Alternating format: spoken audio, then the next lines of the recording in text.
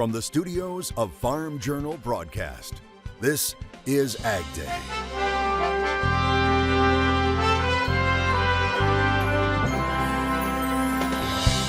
Turning a profit while protecting our precious resources. I don't ever wake up in the morning and not appreciate where I live. Meet one of the winners of this year's NCBA Environmental Stewardship Awards. French farmers appear to be ending their blockades, the latest on what the government is saying as protests continue to spread in other countries. And just how low are the latest cattle inventory numbers? USDA confirms the smallest cattle herd in over 70 years. So when will producers start to rebuild? We'll have the answer today on AgDay. When forecasters say we could actually see the rebuilding of the cattle herd right now on AgDay. AgDay, presented by Pioneer. What's next happens when experience meets expertise. Pioneer. What's next happens here. Good morning, I'm Clinton Griffiths. USDA released its semi-annual cattle inventory report on Wednesday. While most of the numbers came in close to estimates, it reinforces just how small the U.S. herd currently is. AgDay's Michelle Rook is at CattleCon 2024 and joins us with a deeper dive into those numbers. Michelle. Clinton, the numbers in the cattle inventory report are historically significant, with the lowest cow herd since 1960 and overall herd numbers the lowest since 1951. And industry experts tell me that there's no signs of heifer retention yet, which is the first signal of herd rebuilding. One of the worst droughts in U.S. history is still being felt by the nation's cattle producers. USDA says the U.S. cattle herd now stands at only 87.2 million head, and market analysts say this cycle is different than 2014-15 as cow slaughter is still taking place. If you take heifer slaughter plus cow slaughter for the last 2 years, 2022 and 2023, over 51% of all the cattle we slaughtered in this country were females. And that had not happened since 1986. We haven't even started the rebuilding yet. We're still in that liquidation phase. And it's not unrealistic to think we could actually continue to be in net liquidation through 2024. And they say there's no sign of herd rebuilding yet, evidenced by the lack of heifer retention. We came out with the recent January cattle on feed report that heifers as a percentage on feed was the fourth largest we've seen in modern history. Producers are slow to expand with high interest rates, while some are trying to reestablish equity, and Mother Nature also plays a role. I think most producers are being a little bit more cautious this time around just to make sure that that forecast is favorable for their area. I will tell you that when we looked at keeping more heifers back this year, what I could sell those heifers at, I didn't keep as many heifers back because putting a little equity back in our operation kind of helps. And so this cattle cycle may have a longer tail than those in the past. I think we're still looking at late 2026 at the earliest before we see any potential for increased beef production. This expansion, so the peak prices probably don't happen before late 2025, maybe into 2026, or possibly even beyond that. And the calf crop was also the smallest in 82 years, again reinforcing the trend of tight supplies, keeping prices strong for a while. I'm Michelle Rook reporting for AgDay. All right, thanks, Michelle. Now, NCBA also putting out the organization's policy priorities this year. They include a re-upping of the animal health provisions that were in the 2018 Farm Bill, along with advocating for increased funding for the vaccine bank to protect against foot and mouth disease, defending the industry against animal activists who want to end production, and fight against what it sees as misguided Endangered Species Act rules. It also wants to advocate for tax relief for cattle producers. Coverage of the 2024 NCBA Cattle Convention on AgDay is brought to you by Alltech. Alltech delivers smarter, more sustainable solutions for agriculture. Our diverse portfolio of products and services improves the health and performance of plants and animals, resulting in better nutrition for all. Last week was the first time since July of last year that more than half of the country was free from drought and dryness. That trend continued this week with 55% of the lower 48 now free of drought, and just slightly more than 2% in the worst two categories. However, northeast Iowa remains an area of concern, as does portions of Louisiana and Mississippi. Now, the drought monitor says portions of Texas, Louisiana, and Mississippi saw more than 8 inches of rain last week, which should help ease concerns going forward. And more rain is on the way for the Mississippi River Valley. Meteorologist Matt Engelbrecht has a look ahead. Yeah, basically setting up kind of two systems to come through. A split flow within the jet stream, ridge of high pressure back up here to the north, and then we'll converge some energy working from the west coast down to the south. That's going to pick up a good amount of Gulf Coast moisture. Now, there's already enough moisture out there with those temperatures being a little bit warmer than average, and that's going to correspond to some on and off moderate to heavy showers. The good kind. And when we start to get deeper into talking about spring, you look at this kind of situation, it's a setup for severe weather.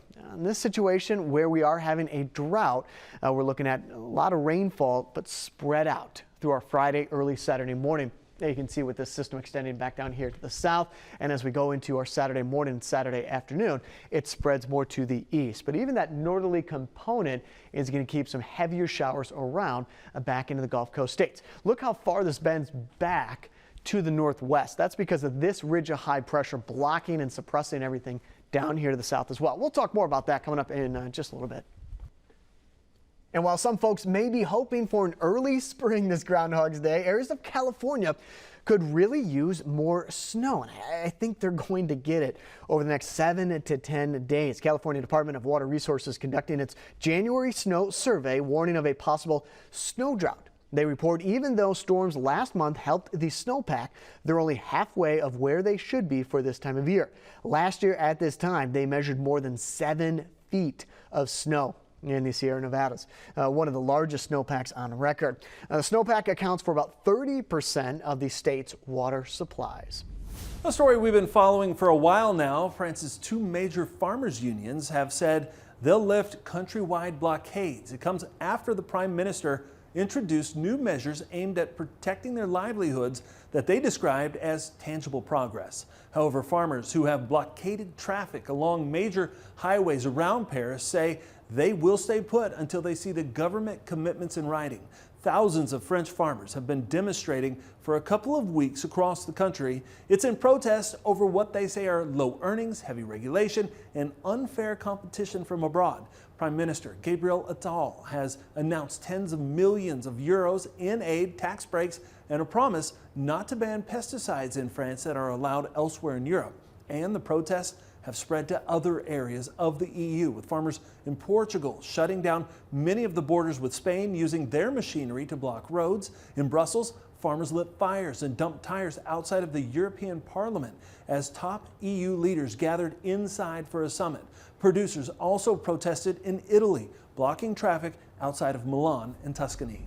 We told you one key issue NCBA will focus on this year is tax relief for producers, and one tax bill cleared a hurdle in the House this week. The House overwhelmingly passing the Tax Relief for American Families and Workers Act. The nearly $79 billion bill combines business incentives with the child tax credit.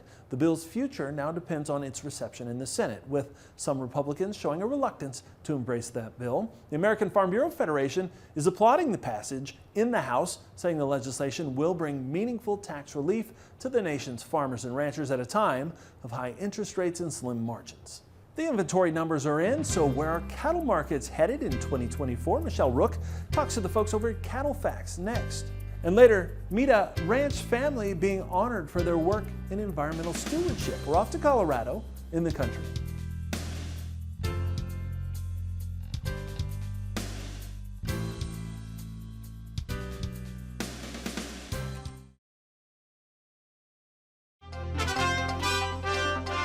Cattle markets climbing following that latest inventory report. Michelle Rook is in Orlando at the Cattle Industry Convention. She joins us with the latest on Thursday's trade. Joining us with market analysis, Kevin Good with Cattle Facts. And of course, Kevin, you guys released your projections for prices for 2024 here at the CattleCon 24. Talk about where you see prices headed. Well, as we go to this year, we're pretty optimistic actually with tighter supplies. We reduced the herd last year 2% again. So which means as we go through this year, supply going to be favorable. Beef production, we've got that down about 4% this year compared to last. We'll have a little bit of a headwinds as far as exports, probably down a skosh. Demand domestically is still strong, but we're kind of pushing up towards the top end of the price range there. So what we've got in store is we think Fed prices will average about 184 this year, substantially higher than last. We've got yearling prices about 240 to 250, and we've got a calf value that'll be close to $3 when the year's all said and done. So pretty optimistic, but obviously, Mother Nature's a headwind as far as we've got some drought areas that we need to clean up as far as get some expansion again. But right now, prices look good. So how long of a tail does this cycle have? When you look at a 73-year low in the cattle herd, that bodes well for the future, doesn't it? Absolutely does. As we think about it, we really haven't stopped liquidating yet. So until you do that, you still have to say that we've got at least 2, if not 3 years of tighter supplies in front of us. And with continued strong demand, that means prices should continue to trend higher for another 2 to 3 years. Yeah. At what point do you think producers will start to rebuild the herd? Prices are there today, but we've got to have better feed supplies, so we've got to have better weather. And so as that occurs, we should see some expansion start as we go through the rest of this year. A couple headwinds, though, as we think about labor availability, labor cost, obviously interest rates, all those are a headwind too. Volatility, will it be like we saw in 23, and what does that bode for our risk management? Yeah. We should have a year that maybe a little less volatility than we saw that second half of last year in particular. We would expect the market to have an upward bias late year versus the first part of the year, just to think about going through tighter supplies over time. Risk management, probably options, and LRPs, just get some protection under you and leaving the top side open. All right. Appreciate your time as always, Kevin Good, joining us with Cattle Facts. We'll have more AgDay Career Notes.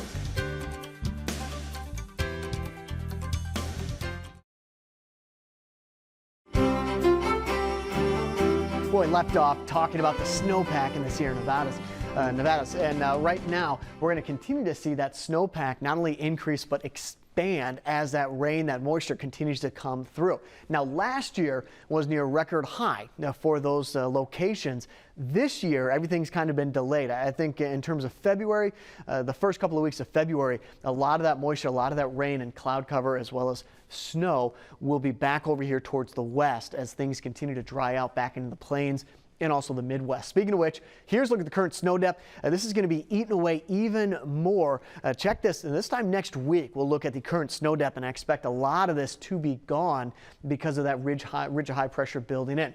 As for the Northeast, the snowpack should be sticking around. The warmer than average conditions, the well above average conditions, are going to be back behind me. We're going to get a pocket of some cooler air back up into the Northeast. You can see why. This is a jet stream coming up for Friday, the weekend, and next week. Pocket of cooler air, pocket of very warm air, and that's that ridge that we were talking about, that blocking pattern is setting up. Now, typically, things just stay the way they are in blocking patterns, but the way this is shaping up, this trough, this low pressure system is strong enough to find the weakness in this ridge and actually cut underneath it. So you have a ridge up here to the north and a trough back down here to the south, and that's going to limit just how far the cold air typically associated with a trough extends across the United States.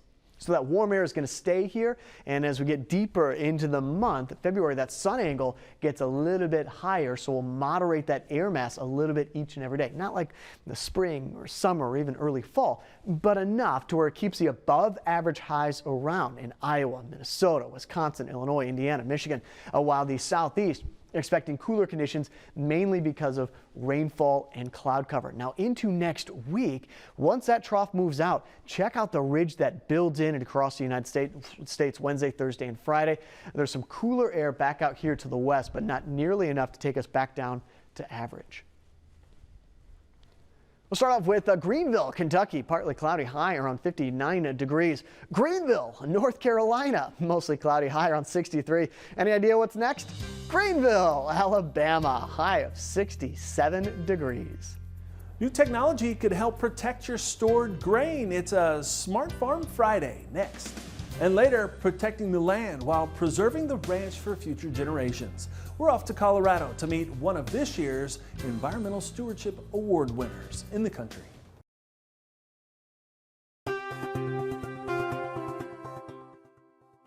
How do you monitor grain in your bins? Maybe you open up the bin, give it a sniff, and check the level by banging a wrench against it. Well, now there are apps for that. One of them is AGI's Bin Manager. It has in-bin sensors or cables that record information. Now, farmers set their target moisture percentages and the technology goes to work. You can get push notifications to alert you to any issues. Our Farm Journal Ag Tech editor says while farmers might see some sticker shock at the upfront cost, one farmer tells him it's proven to be a wise investment.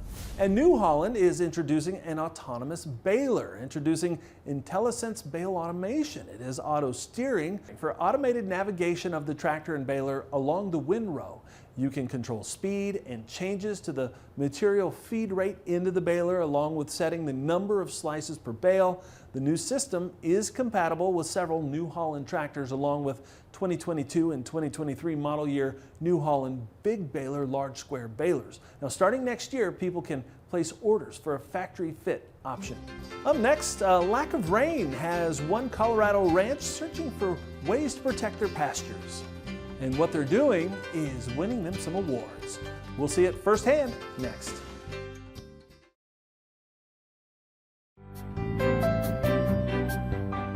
Last night at CattleCon, a reception was held for the winners of the Environmental Stewardship Awards. The program celebrates outstanding cattle producers nationwide who NCBA says demonstrate innovative practices in safeguarding and enhancing natural resources. Now, we'd like to introduce you to one of the regional winners, Beatty Canyon Ranch in Kim, Colorado.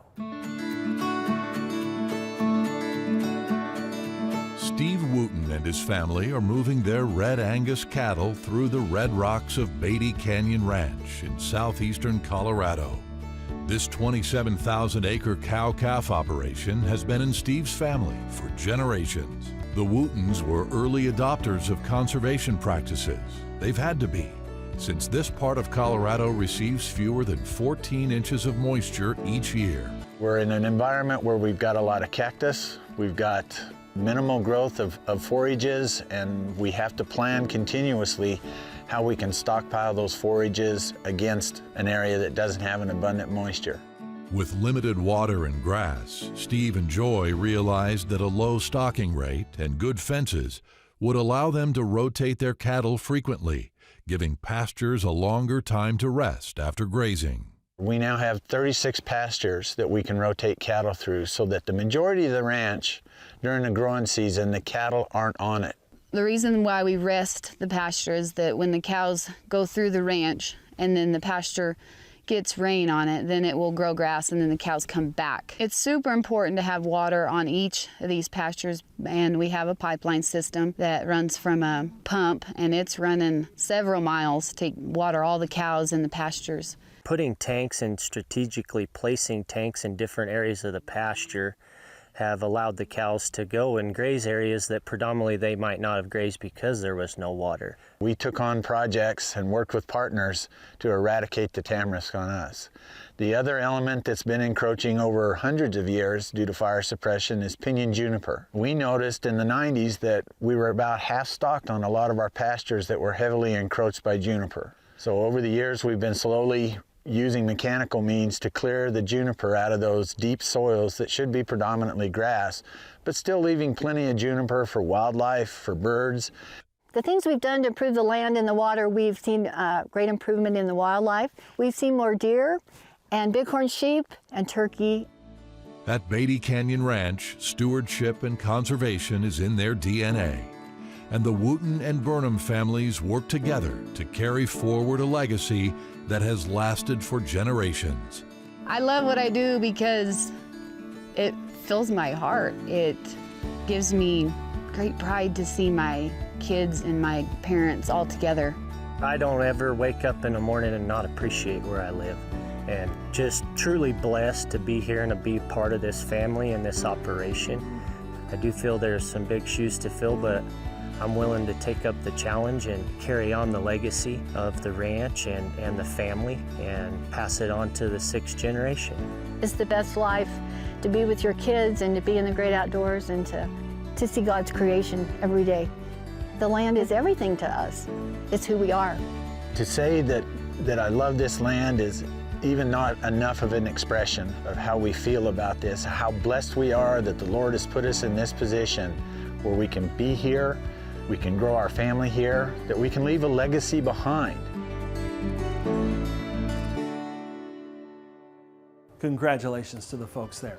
And that's all the time we have this morning. We're sure glad you tuned in. From all of us here at AgDay, I'm Clint Griffiths. Have a great day.